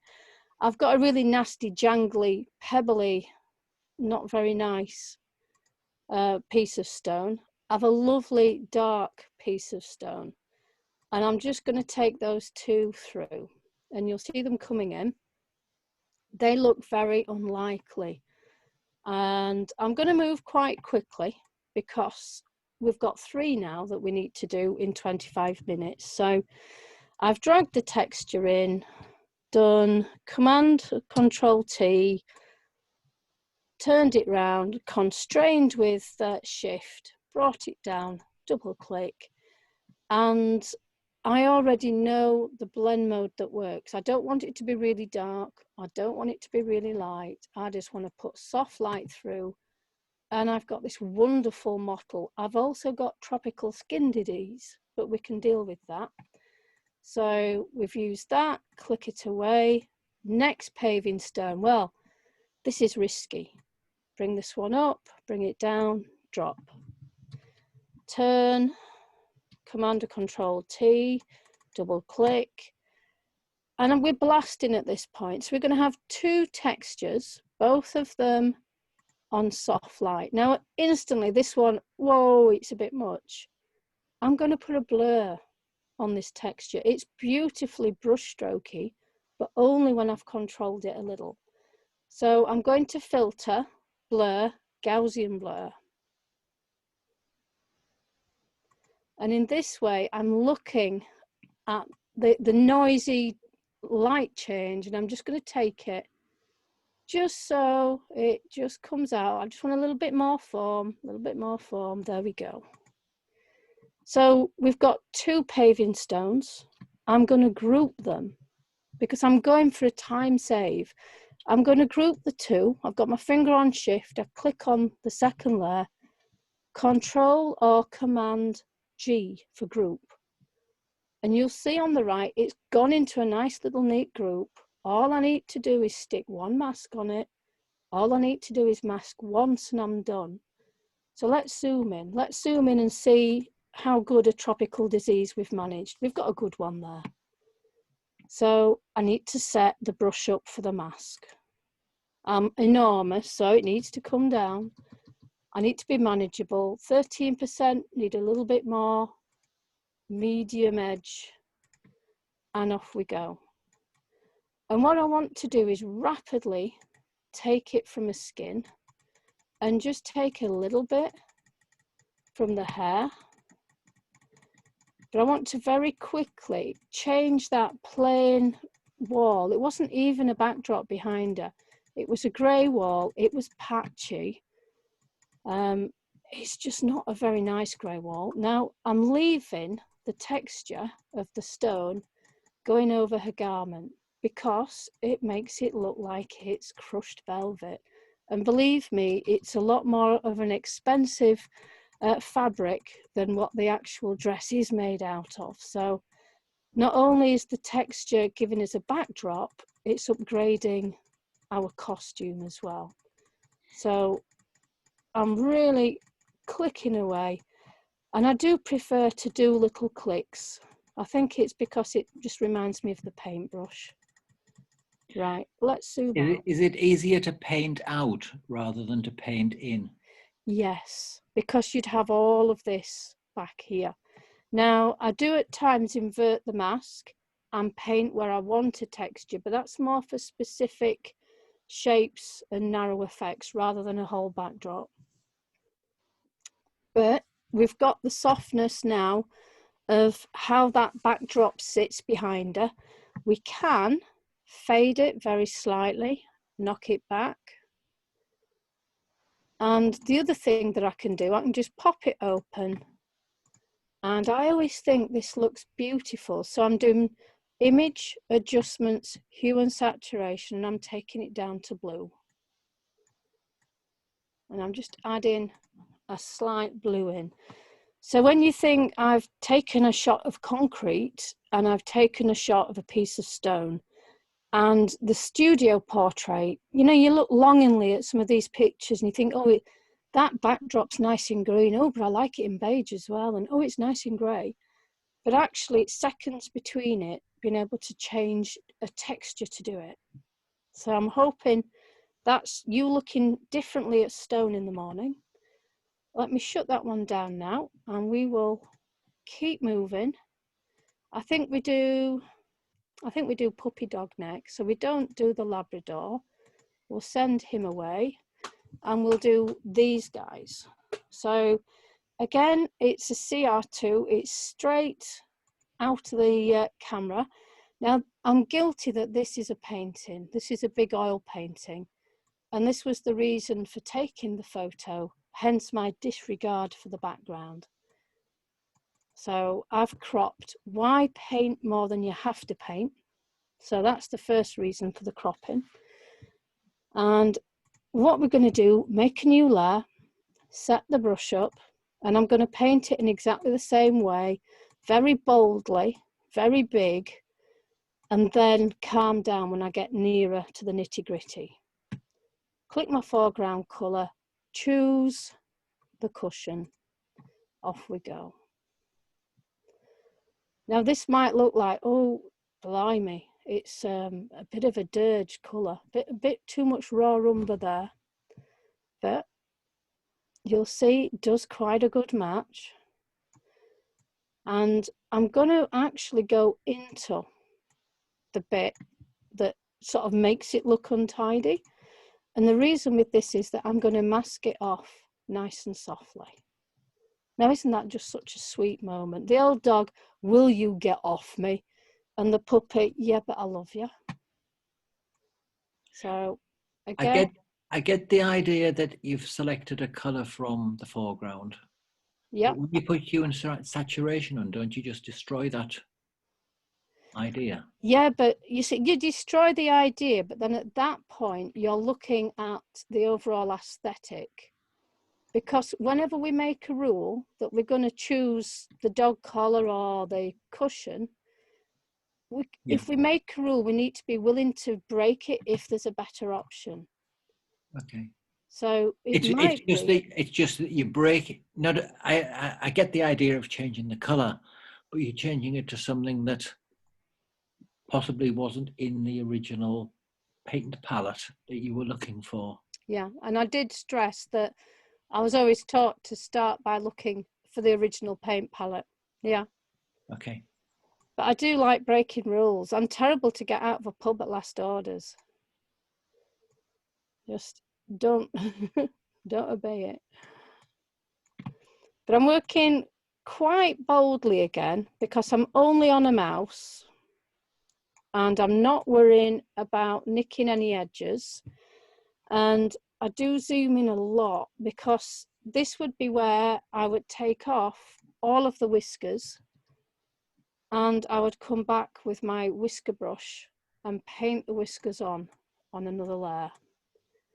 Because I've spent way too long in my formative years doing Photoshop, painting around horses' manes, and I vowed not to do that anymore. I've discovered ways that keep me more sane and keep me happy. So we've gone around. My next thing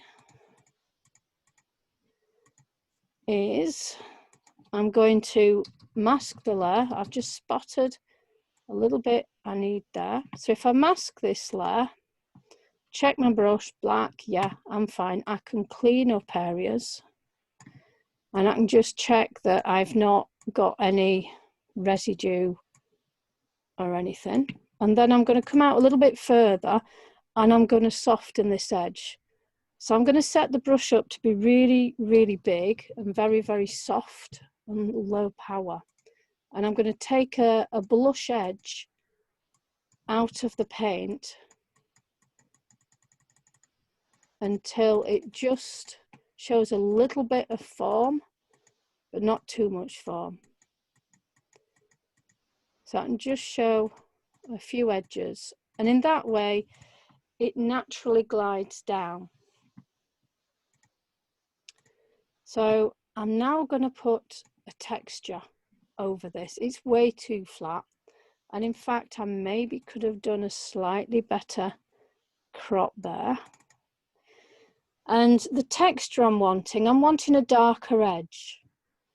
Or I can create like a vignette darker edge by taking out the center of a texture. So if I go and open up the art paper one, and I do use this art paper one a lot, it tends to go very sort of nice and kindly onto things. Drag it down, drop. And I'm going to make this one fit because it's got lovely soft darker edge. Double click. Now I'm going to put it onto a blend mode where it brings out the darks. I don't want it soft and misty and sweet. I want it old masterish. So the second I say old master, my brain always says multiply.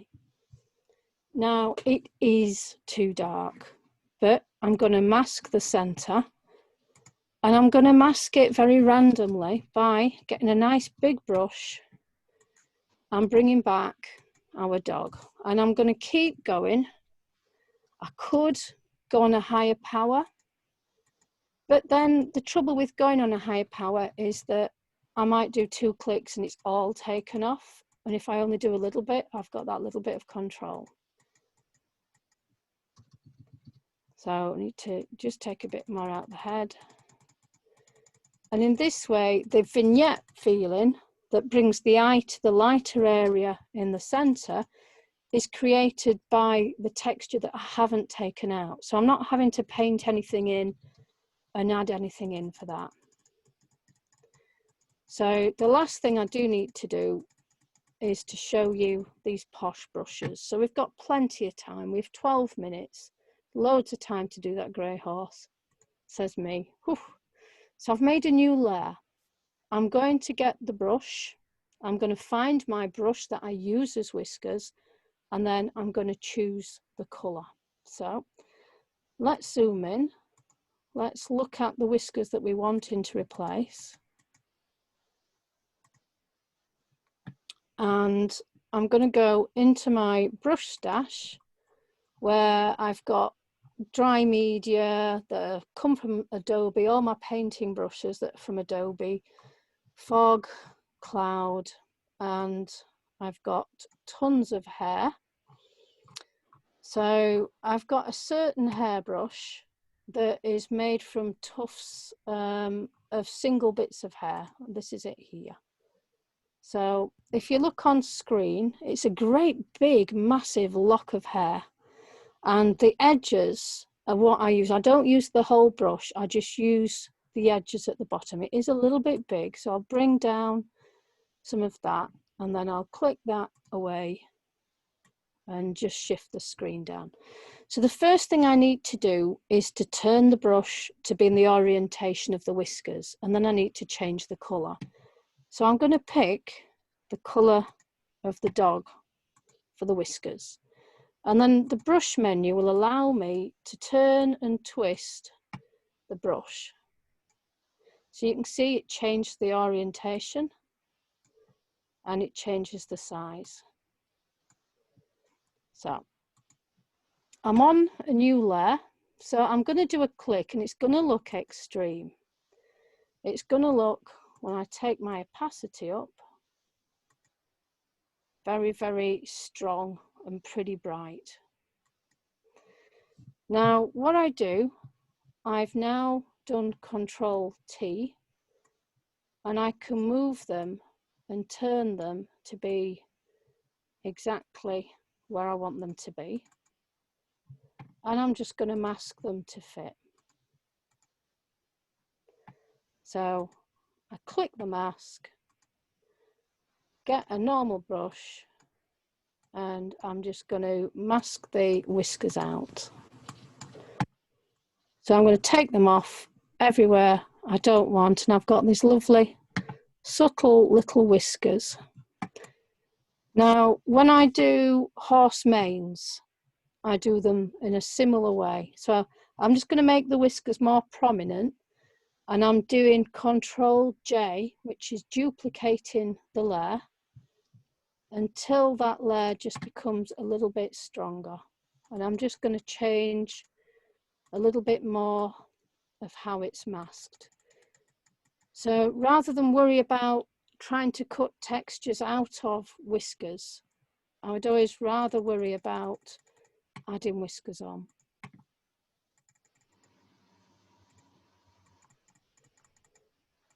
So little whiskers there. Let's come back out. So that's the fine art version of the grab shot of the 2 dogs on the settee. So is there any questions with that? Not a question, but I like the way you turn the problem completely upside down. How to paint a whisker on rather than how to cut one out. Mm. And I think it can be the bane of our life. We pixel chase so much, don't we? And labour over removing a colour with tiny little bits. But yeah, just chop it off.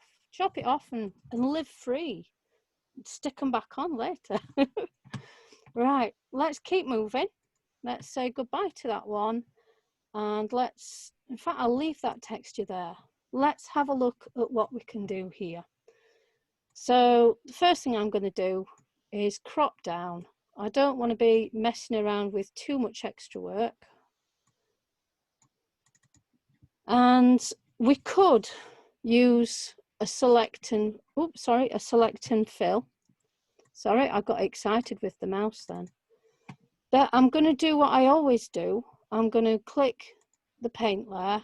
I'm going to choose a paint colour, and this probably is more labour intensive, but sometimes happiness is the journey. Happiness isn't always the destination. And if you enjoy the journey, it ends up a lovely edit rather than bouncing in, getting to the end really quick and then realising you've cut the ears off. I've got new swear words for that when that happens. So I'm choosing a grey from right at the back of the horse. I need to set the brush up 100%, quite firm, otherwise I'm going to chop half of him off, and big enough, and off we go. So I've tried to choose a colour, a little bit like what I said earlier, that will tone in, and craftily, I've tried to choose a colour that is nearer the gaps in the horse's mane. So that is going to help. It's just going to mean it's not as drastic. Now this probably looks like a real mismatch, but we're going to be all right. I'm now going to lighten the transparency, and I'm going to fade the bottom in at this point. I'm going to go over the horse a little bit, but I'm going to fade the painted edge at both sides. And I'm going to do that before I start worrying about the rest of it. And this is something that I find works for me, how I like the end image to be. So now I'm going to go and do the nitty gritty. So for those of you wondering, this is Avalon, the horse, by the way, not the guy. And he's a Liberty trick horse, and he leaps and dances around his owner for cameras. So at this point, I go straight back in for me, what's very familiar. I also think about, I could have put whiskers on there. I'm going to come a little bit harder, which allows me a little bit more edge control. Now this image was taken in a dark arena, and I think my ISO was about 3,400. So it ain't absolutely sharp. So I'm not too worried about creating a perfect edge. And the big bits of mane that I can get around, I'm going to quite happily get around them. But those little snippets, the little spiky bits, the bits that you're all dying to see me struggle on, I know. I'm just going to chop them off. I'm just going to leave a start, and then I'm going to chop them off. I'm not going around them. And these are the bits that I'm going to reconstruct. So I'm going to colour match to the horse, and I'm going to use one of my brushes that's shaped like a nice little prong of hair, and I'm just going to tap them back in on a layer of their own. And I think that's again, my painter background. I like adding things. How I paint, especially if I'm in oils, probably do about 25 layers, and each layer, as I work up the detail, has got less and less in it, but the detail overlaps. So you'll have some elements of the painting with 20 or 30 layers on, and other bits maybe with only 5. So I'm happy with this fade. It's a very nice soft fade through. Maybe not so much there, that needs a little bit more work. And if I go dark there, I probably should darken him a little here. In fact, no, I'm going to undo that. I'm just going to do a Command Z and say, no, Jane, don't do that, and take that out as well. I think I've done it a little bit hard. So I take down the opacity, make sure I'm in a softer brush, and do it with a little bit more of a seamless edge. So I might need to click a little bit more, but it just means it's not as hard in that gradation into the arena. I think that's nicer. So let's come out. Let's assess the damage. I need to put a mask on. The mask will help me get out the area of soft paint that's gone on the horse. And then I need to correct or add in these little edges and a texture on top. I've got a few little irregularities in the paint. The texture on top will soften all of those out and you won't be able to see them. So I'm going to put a mask on, back down into the bottom, click the mask. I think at this point I've probably decided I'm going to take that leg out. I'm going to clone his leg out and destroy it. But let's have a look at mending this area. So I've got to set the brush up. I need to be 100%. My size is about okay, but again, I don't want to be a soft edge. I want to be medium.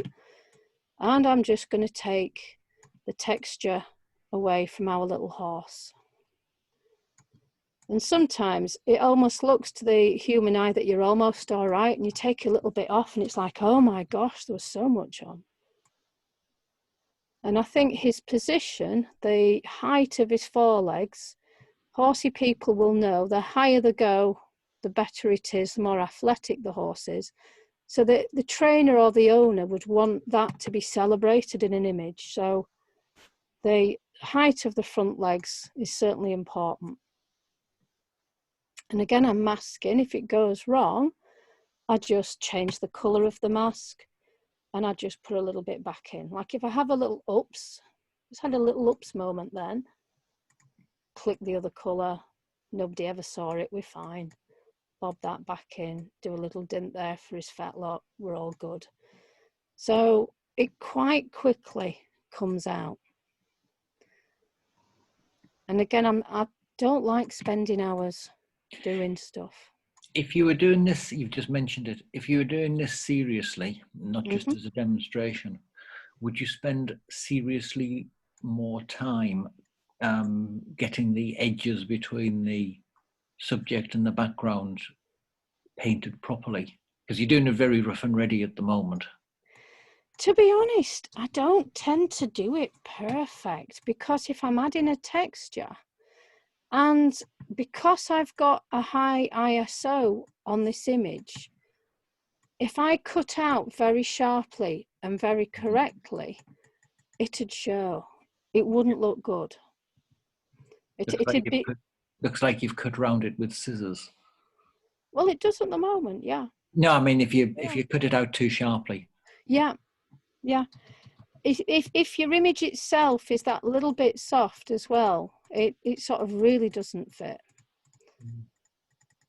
But I'm going to put a texture on, and in some ways when you do a fine art image, it always seems to have a little bit of a different rule, that it's about the emotion and story and my intention to show you, rather than, unless it's really badly cut out, you know, rather than a big sort of ripping bit and you think, oh my gosh, what happened? But yeah, I would, in a non-demonstration situation, probably take double this time. Right. But, you know, we're 1 minute past 10, so we are going like the clappers. So what I'm going to do is get a brush and use the brush on the mask layer to take out the paint. I could do a completely new layer and add a new brush in. And in fact, probably the best way to make it look seamless would be to do both. But I'm on the layer, I need to set the brush up, and I need to choose a good hairbrush that's got a nice little single prong to it. So I've got about 15 different sets. And every time anyone in the household has a haircut, we're all marched off and we bob it on a piece of white paper and we do hairbrushes and daft things like that. So I can use this brush here. I'm just, in fact, going to go a little bit higher. Now it's a bit like if you paint grass, you can't have all your grass in the same direction because it looks like little soldiers, and Mother Nature does everything with a very slight sort of individuality. So I'm looking at little bits coming through. Now it's quite subtle, and I'm just elongating a few of them. So I'm going to make my brush a little bit stronger on there, and I'll choose a brush that's got a little bit more control. So I always find it quite difficult to get the perfect angle. So this should be just bringing out little bits of white. Now the job with this is to hit the exact area where the white hair is underneath, and then it will bring out those edges.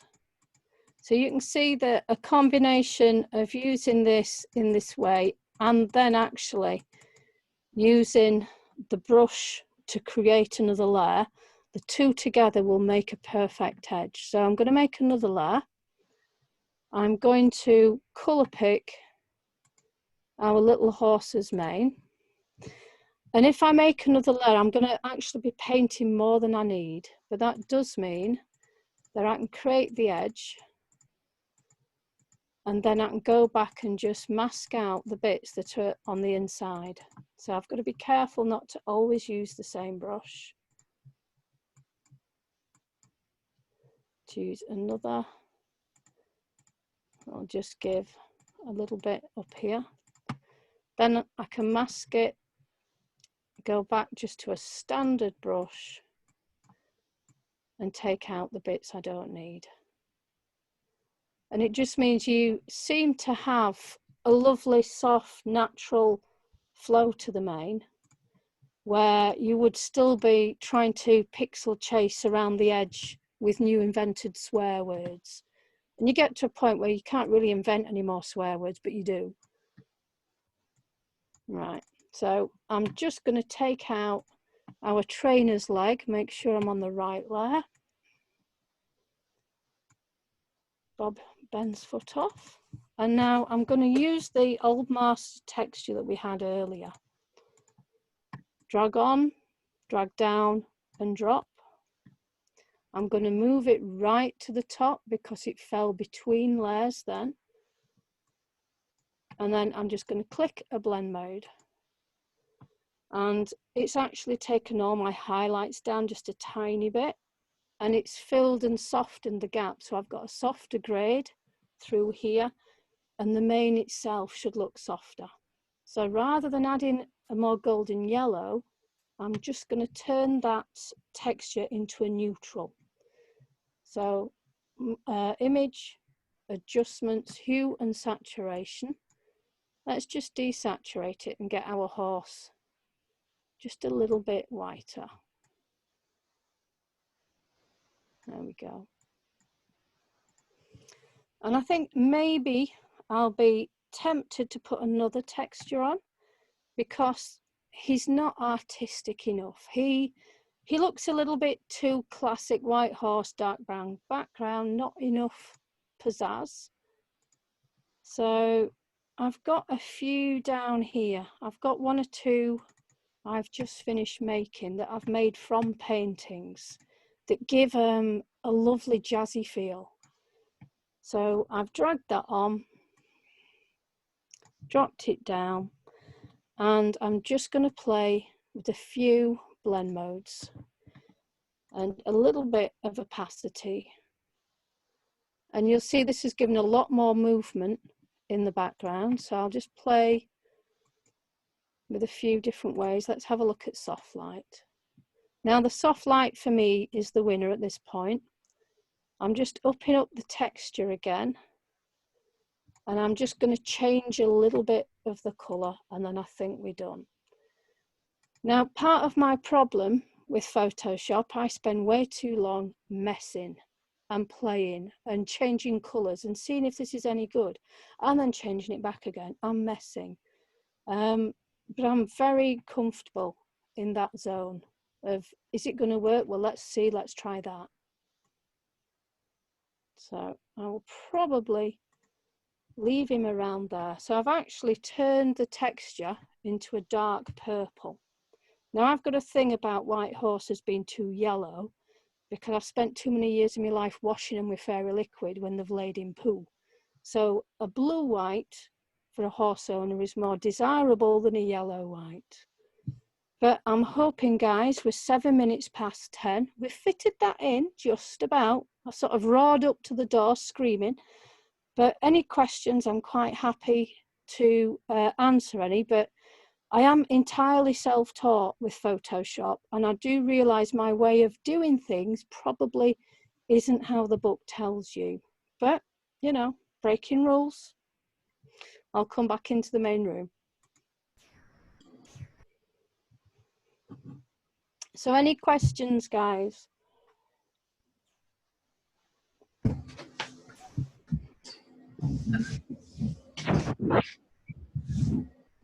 Any questions, anybody? Very quickly. I asked mine as we were going through. You did. Yeah, you did. Well done. Can you explain quickly about how you do your own brushes for hair style? You say you cut the hair, you put that on a white piece of paper and you take a picture? Is that? Yeah, take a picture, convert to monochrome, up your contrast, and then you can upload it as a brush, as an ABR file, and make your own brushes. You can make your own brushes from your watermark. You can make a brush from nearly anything. There's a lot of tutorials on YouTube if you want to go through it step by step. I've not time tonight, obviously, but when you all go for lockdown haircuts, save the long bits. Use them in your Photoshop.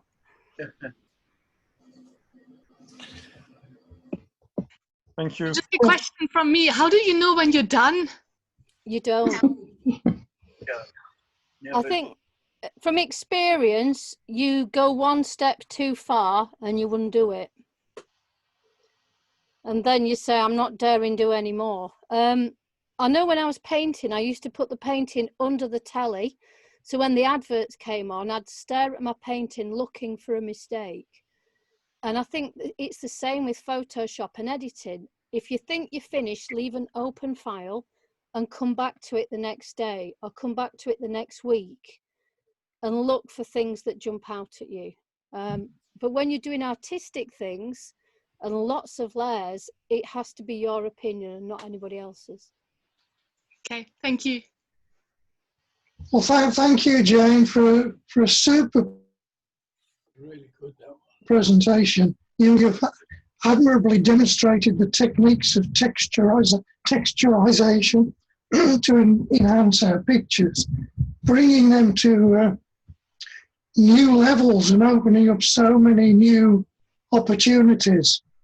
I shall certainly be looking for textured backgrounds, probably risking incredulous comments from the general public.